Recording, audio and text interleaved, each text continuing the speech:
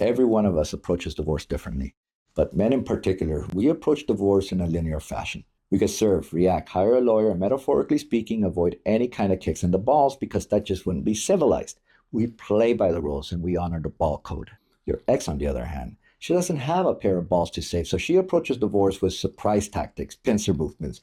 They consulted multiple attorneys, secured the best one, moved money around, built a support network, decided on custody, set the narrative, and prepared for court. And only then she tells you. She's 5 steps ahead of you while you're still trying to figure out what the fuck went wrong. And divorce, you're not only fighting a war against your ex, but you're fighting a second war, an existential one against yourself. Here you have 2 completely separate wars, each requiring 2 separate mindsets, often contradicting one another. In the recovery war, you're working on self-care. Meanwhile, in the divorce war, you're fighting for self-preservation. It's like trying to empty a leaky boat with a bucket while redecorating it, all at the same time. Solution? You pivot from redecorating to a remodeling job and begin with fixing the leak. You're going to have to get strategic to near algorithmic proportions because the stakes are high and your sanity is of major importance. You have so much to consider. So let's address and let's start revving that engine.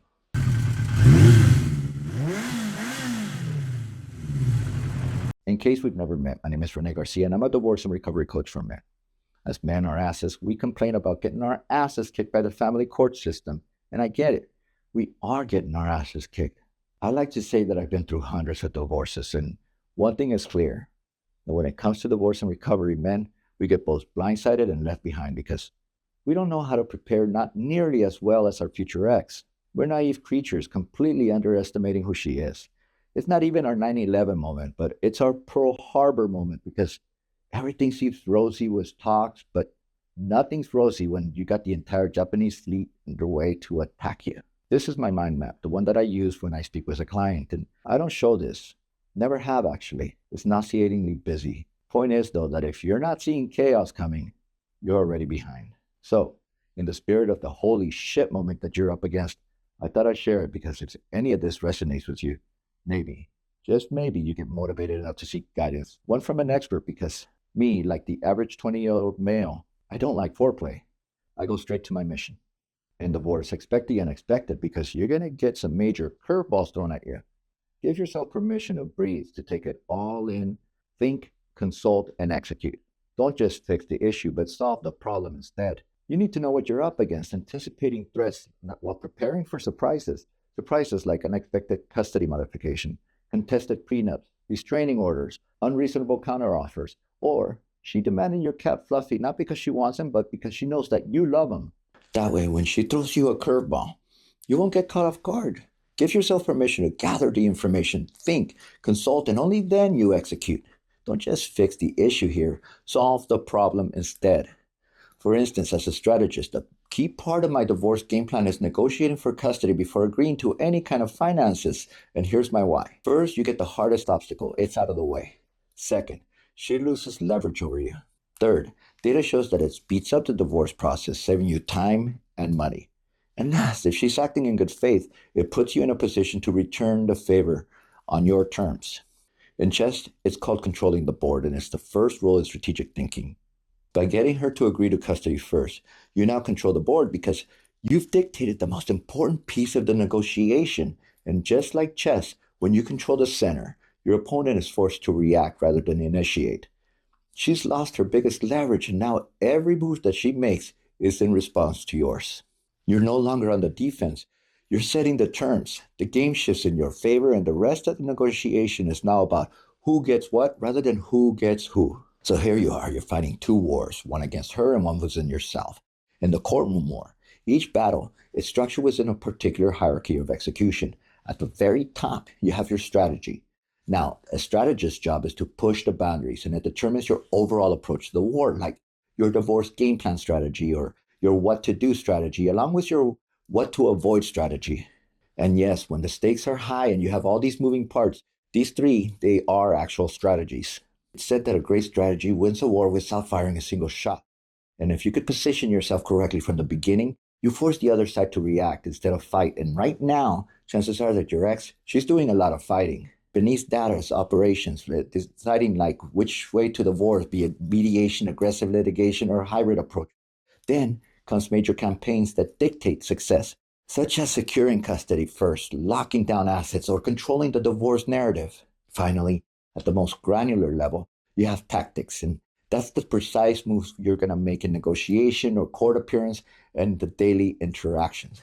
When developing your divorce game plan, it doesn't necessarily mean to find the right attorney. Attorneys, they're a massive expense that are going to eat up a bunch of your resources, and maybe your strategy should be more about how you get divorced instead of which attorney you hire. When people tell others to find a good attorney, I cringe because they should be asking if they even need an attorney. But my rule of thumb is that if she hires one, you now have to hire one. But then you have to determine what kind of attorney you need. Do you need one with collaborative experience, one with high conflict experience, a strong closer, one that specializes in false allegations, or one that's a father's right attorney? It really does depend. And then you have to find out what kind of questions to ask depending on what you're looking for in an attorney to determine if it's a good fit. By making the right moves, you move ahead and you develop a more comprehensive divorce game plan. You make informed decisions before you even step into the courtroom. This approach, strategies, and operations, they continue on downward to the campaign level. Here's where maneuverability happens, and you're going to have to stay limber because priorities will quickly change, and you're going to have to pivot in certain areas like the way you frame your custody argument, or neutralizing emotional traps, or what to even negotiate. Making the right moves requires you to be aware of your must-dos, regardless of what your divorce game plan is. There are certain non-negotiable actions that you're going to have to do in order to protect yourself and have a better outcome. For instance, your divorce game plan might involve mediation, litigation, or another approach. But no matter which path you take, there's certain critical moves that you cannot overlook, like securing financial records, understanding custody law, documenting interaction, and negotiating effectively. This includes assessing what's negotiable to you, effective communication, negotiation techniques, timeliness, and understanding what's ahead.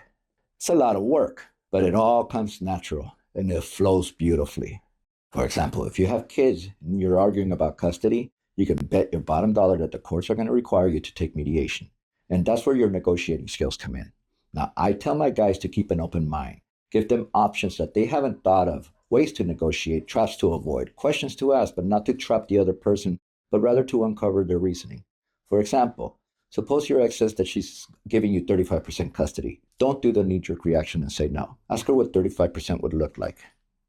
Then you got error prevention as a strategy. And yes, in high-stakes situation, error prevention is an actual strategy. This is where people get the wrong objective of the campaign or prioritize incorrectly or even pick the wrong fight. And here are two examples.